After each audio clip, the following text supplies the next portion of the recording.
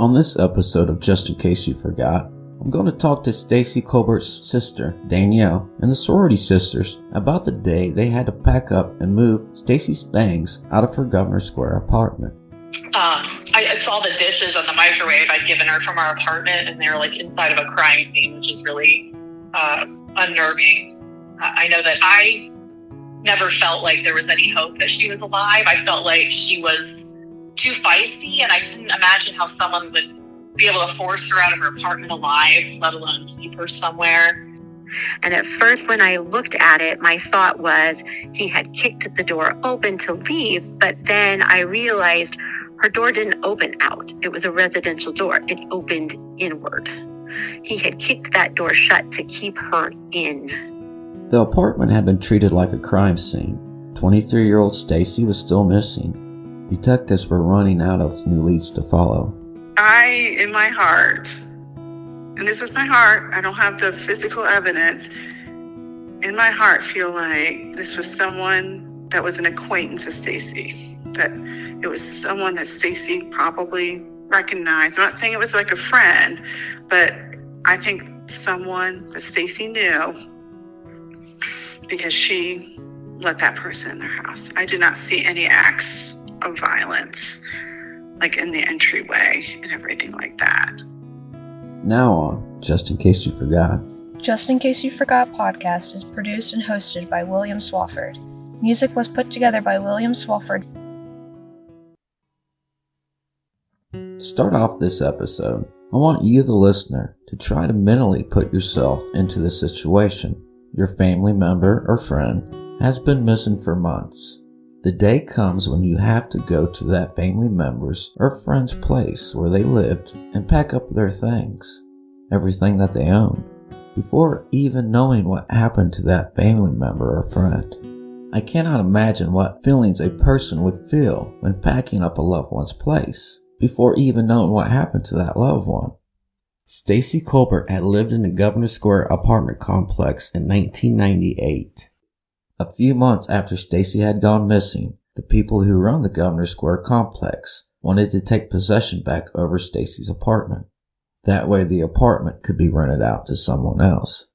A little information about Ohio laws. In the state of Ohio, a person who rents or sells a home or an apartment, they do not have to tell you if something bad has happened there.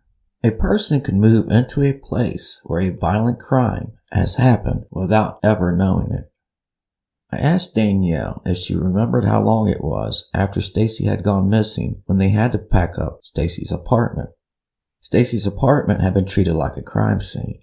God, how soon was that? It wasn't very soon. As soon as the police said that they had to let the apartment go, I want to say it was in May. I think it was a couple of months. Because they did it as a what do you call it? A crime scene. So eventually Govenor Square wanted them to release it. So it was really, really hard, and I couldn't do it. I went there, and my friends and her sorority sisters were the ones who ultimately packed up her place. It was just too much. I couldn't do it. It made it too real. They were amazing. I don't know what I would have done without them. For myself, someone who has a lot of questions about this investigation, I want to know how the apartment looked when people first walked in on that day they had to pack up Stacey's things. Like I already said, and you heard Danielle say, Stacey's apartment, apartment A, had been treated like a crime scene. Law enforcement was there on the day Stacey's apartment was being packed up by her family and friends. Alicia had helped with Stacey's apartment. I asked her how things looked to her when she first walked into the place. She was just there. It looked like somebody had just, when you walked in, you walk in and there was this tile area or laminate or whatever when you walked in. Her bedroom was to the left. It looked like a typical Stacey bedroom. Like, she was not exactly the neatest person. So when you walked in, like, you would see like clothes on the floor, things that looked totally normal for Stacey. And like, everything looked normal. You looked to the right and there was her living room. You could see like her couch, and like she just got a brand new TV and it was still there. And then kind of like behind, once you go in the living room, there was like a little, like, to the corner, like up and to the left, the kitchen area that looked like just normal. Like someone could have been there a couple hours ago. And then to the right, was the patio. I think the thing that just was awful about that too, so from the physical setup, that's how it was. But then you have this, like, it was set up normal, but then you had the black fingerprint dust on where they were dusting for things. That just brought it home to like, oh my gosh, I am standing where like Stacey took her last breath, where you think about like, oh my God, this is where it happened. She must have been so scared. And it was, oh God, sorry. You're all right. It just like, sorry. And just seeing her car there, it just, I don't know. I mean, can you imagine like walking into your own home of a loved one and this, like, seeing like everything that like she used day to day and touched and like just living her life, doing her job, being a friend, being a sister. And then there's like evidence from the fingerprint, the police, and it's something that you never think you would experience. It's only something you think you would see on TV. It was not great. It was awful. It's such a surreal time. Like when you go through it, you just feel so surreal, numb, angry, hurt, grieving. It's just, I can't describe the emotions. Scared, everything. Alicia was questioned by law enforcement on the day she helped with Stacey's apartment. I remember, like, we were at Govenor Square. We were helping her sister move stuff out of her apartment and just being there. The law enforcement was there. I remember sitting in the police car, and they're asking me, like, do you recognize this name? Do you recognize that name? Does this person look familiar? And just I didn't recognize the names, and just being so overwhelmed and numb and surreal. They would just like ask, and I wish I remembered all this stuff. I didn't realize like how important it was to I wish I wrote things down more when I was talking to the police, but I didn't. They did ask me about some people. I can't even remember who they are now. Then none of the names that they presented rung a bell. They did share like the neighborhood screams. I just remember like them describing to me that the neighborhood heard screams and they couldn't go back to sleep, that her door was ajar for days and the cat was outside, and just being sad and angry about like how can you walk past an apartment every day and see the door ajar and like not call someone? How can you hear screams and just not call someone? It was a lot of emotions, and it was grief, it was anger, it was everything. The police once in a while would like check in, but it just made me realize, like, too, like, you would think, like, oh my gosh, the police are involved. It's going to be like what you see on the TV shows. They're going to have all these clues and they're going to figure this out. And, you know, we're going to know within like a week or two, they're going to solve this crime. And like, life does not work that way. Like, they have ideas, but then they don't have enough information to like potentially like arrest people and things like that, because they're balancing risk. And like, do we have enough to even do that? Or Do we not do that? Like, they're dependent 100% on other people telling them things. Like, they're at that time, like back in the 90s, it's not like what you see in TV shows. They didn't have the cell phone technology. Like, when I think about like when I watched the news and I saw the Idaho murders, and I'm like, oh my gosh, like, it's amazing what the police had access to. They were using GPS and cell phone towers. They were using Ring cameras. They had like all this technology where they could make those connections. Like, we didn't have any of that, like, back in the 90s. It was 100% like dependent on, like, if somebody told you something. Like, I did not feel like great about how it was handled. And even just like the stupid things like, oh, she's just a missing person because, did she, go off someplace and things like that. And like how long it takes from the point where someone's identified as missing to it being like a potential homicide. It was just confusing, and I just didn't understand. And it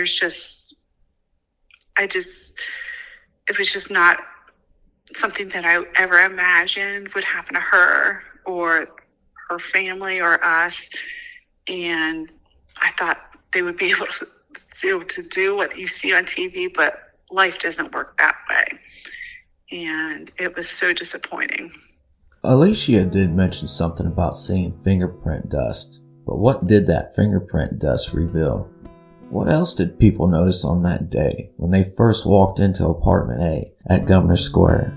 Here's Katie talking about the day she helped with Stacey's apartment. The afternoon that we had to move her things out of her apartment at Govenor Square, I think we had to move them into temporary storage with her uncle just because the apartment complex wanted us to do that. So the police had come with us to the apartment, and they were showing us some photos of various men and asking some questions while we were moving stuff out.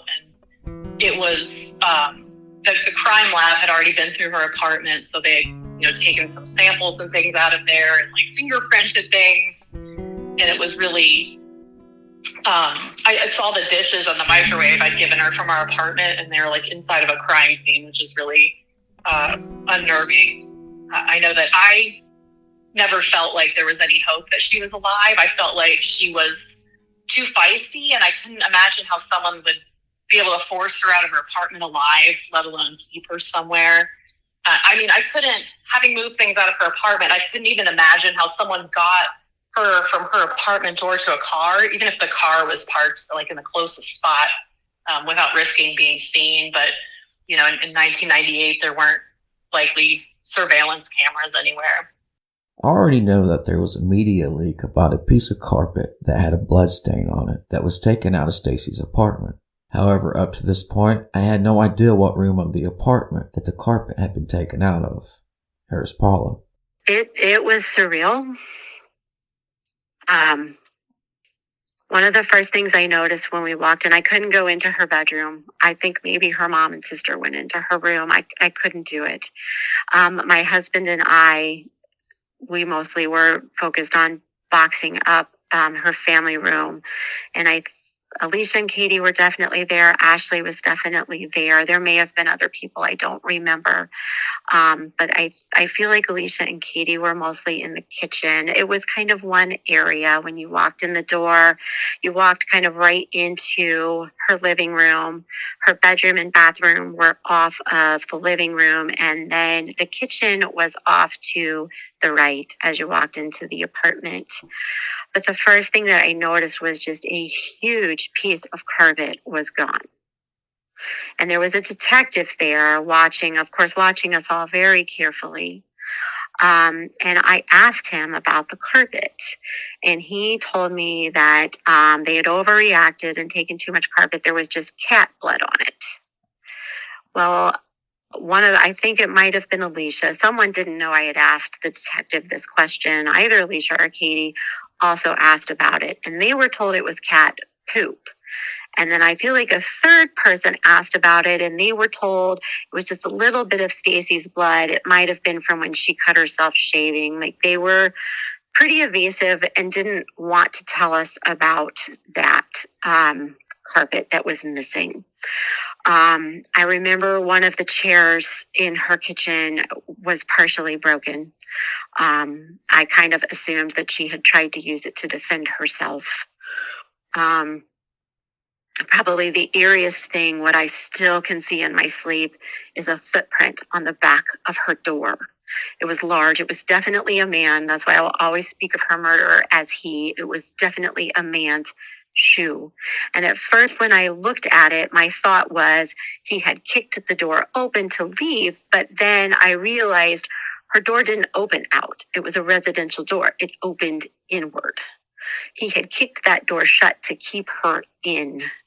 And there were her tiny little handprints on, if I don't remember if it was tile or linoleum, but the police had dusted them and they were there right inside the front door.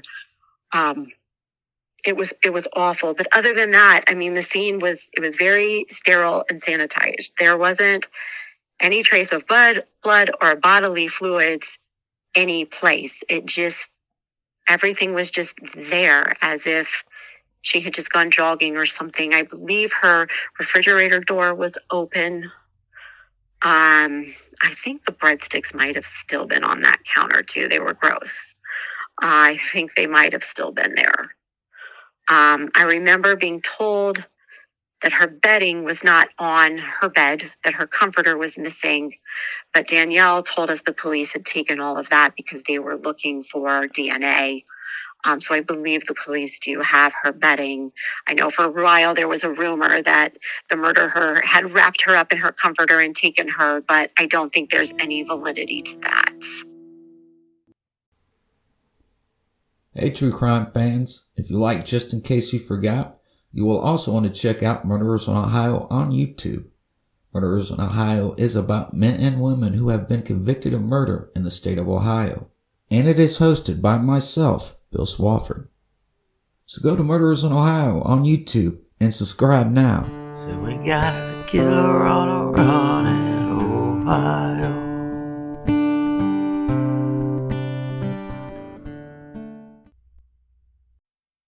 Paula mentioned seeing a shoe print on the inside of the apartment door and Stacey's handprints on the floor in front of that door. But before I talk about that, I did ask Ashley if she knew how big of a piece of carpet was taken out of the apartment. It was huge. Yeah. So it's but it was probably 20. I mean, it was the size of an area. It was huge. The shoe print on the inside of the door and Stacey's handprints on the floor in front of that door caught my attention because the shoe print could have come from Stacey's attacker kicking the door. The handprints on the floor in front of the door could have been where Stacey had been thrown down to the floor by whoever was in the apartment with her. These could have been the loud banging noises that the upstairs neighbor heard around 4 a.m. on March 22nd of 1998, along with the screams that he also heard, or the sounds of a sexual nature, whichever version of his statement you may believe. I wanted to know if they all had seen the shoe print and what size of a shoe print was on the inside of that apartment door. The size of a shoe print cannot tell you much about a person. The size of their foot, the kind of a shoe that they wear. Now sometimes a very tall person or a heavy person will have a longer or wider foot. There is no exact science behind this. However, one could start to possibly guess on how tall or heavy someone could be. Here's what Danielle had to say when I asked her about the shoe print. No, they didn't tell me. They try to keep a little bit so that when they do miss part, that was probably one of those things that they were keeping under the vest. That's definitely not one that they shared with me. I did see that the shoe print on the door was described as a tennis shoe print. This was Paula's guess on the size of the shoe print that she had seen 25 years ago on the inside of her friend's apartment door. I don't know men's shoe sizes. I would guess, I mean, I wear a 6.5 woman's. So,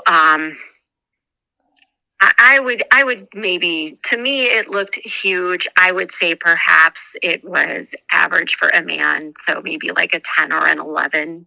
Paula and I did toss around the possibility that a shoe size could give a good guess about a person's height.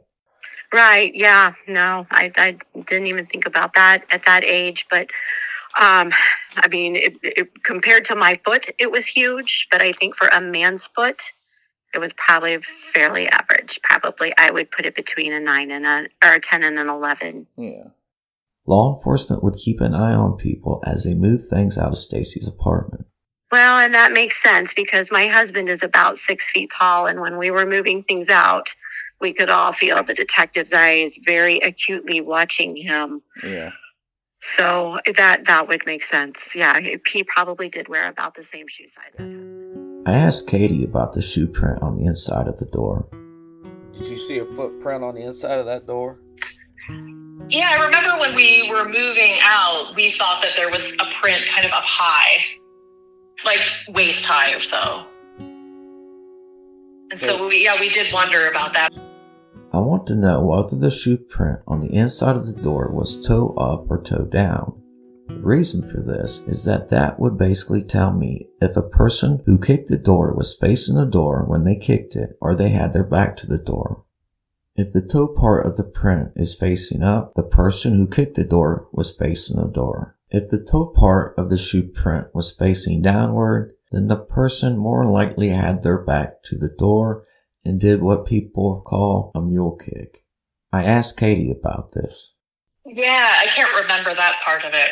Okay. I talked to Ashley about the shoe print on the door. Here's what Ashley had to say. Did you see any footprint on the door? Absolutely. All of us saw it. And the handprints in front of the door on the floor. Can you tell me, can you guess the shoe size? It's definitely a male's. It was up high, too. It was like midway through the door. It was a big kick. A kick to the middle of the door could have come from a person who was average height or maybe a little bit taller than average. Ashley did say that the toe part of the shoe print was facing up, which means whoever did kick the door was facing the door at the time that it had been kicked. I would guess, probably a 9 or a 10, but it was high. I just thought he was kicking it open. It wasn't really until recently I was discussing it with a friend, and I'm like, nope, he was kicking it shut. Now, do you remember if the toe was up or down? Up. Okay. That just tells me if the person was facing the door when they did it or not, you know what I'm saying? Or if they did like a mule kick from the back. Yeah, it seems to be her fingers were sort of facing each other and facing the door. So it seemed to me that she was headed towards the door. Maybe she had got the door open and he kicked it shut. I would believe so. And it wouldn't have been, the apartment wasn't that big. It was like 600, 700 square feet. So, to get from, either the bedroom, the living room, the kitchen, you got a good start. You could get to the door at least.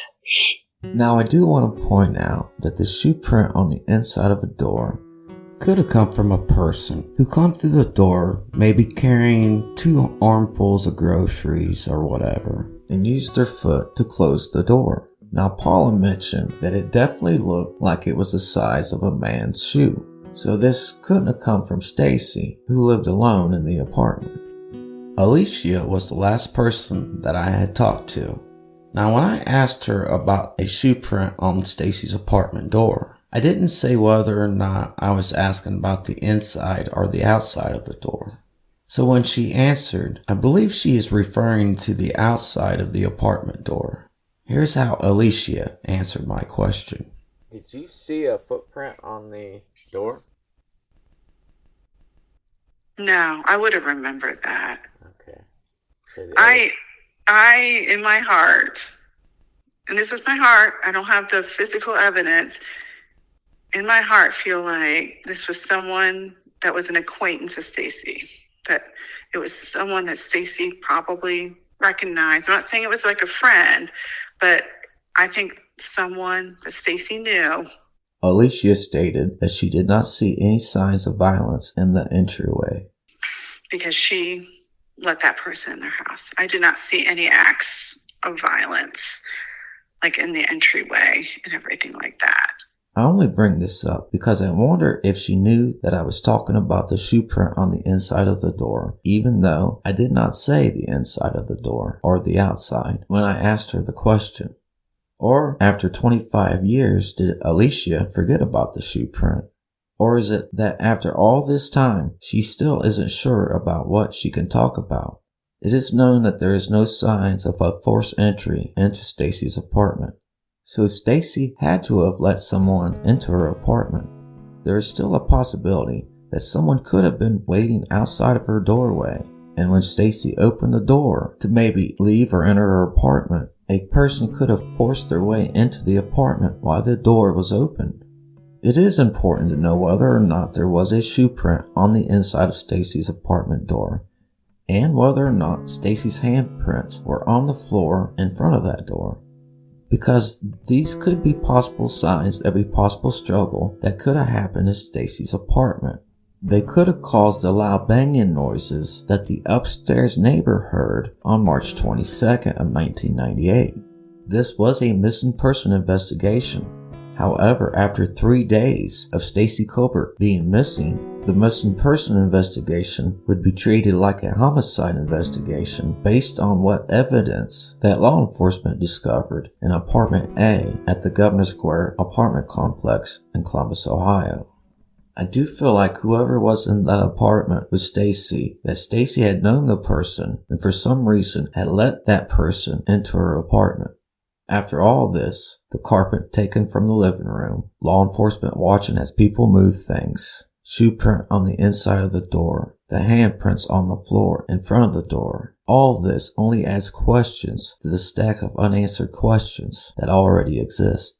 In times like this, people think back over all their interactions that they had with a person and try to remember how a person might have acted and why. I talked to Paula about the day Stacey had attended her wedding. You said she attended your wedding, right? Correct. She was one of my bridesmaids. What date was that? September 13th, 1997. How she seemed to you on that day? You know, she was distant. Kind of aloof, I think was how Ashley described her that day. Just not herself. I wrote it off as just being stressed out. She had just graduated from college. And I don't know if she had landed the job at AEP yet or if she was interviewing. She wasn't her normal self that day. Stacey had gone to Paula's wedding alone. Was Stacey stressed about just graduating from Ohio State and starting a new life and career? Or was there something or someone that might have been bothering Stacey? There has to be someone out there that has some information on this investigation. This is Katie again. My feeling is that, it's hard not to have accountability for a really heinous crime, and someone out there knows they did it. And apparently they're not going to confess. In a fair world, they would come forward and they would own the harm. And, maybe they don't even regret it, as one of the police officers said to me one time. Maybe it's someone that, if they can do this to, a small young woman like Stacey, maybe it's someone that can, flip that switch other times and has other victims. I think my biggest hope is that maybe other people who knew someone that was a person of interest, 25 years ago can think back to those days and ask themselves if anything seemed out of the ordinary. I figure at least a few people should probably remember that they had a friend or family member, coworker, roommate that lived in Columbus at that time that mentioned knowing Stacey, or maybe acted unusually around the time of the crime or when her body was discovered. So I always wonder, does somebody know something that can kind of close the chapter and maybe they're just not sure? It seems more likely that somebody else would come forward and say something, I guess, versus the person that actually perpetrated the crime. The months would turn into years without any answers or finding 23-year-old Stacey Colbert. There would be no new leads to follow. Someone needs to speak up. On the next episode of Just In Case You Forgot, I will move forward to the year of 2004 when Stacey's remains were found in Delaware County.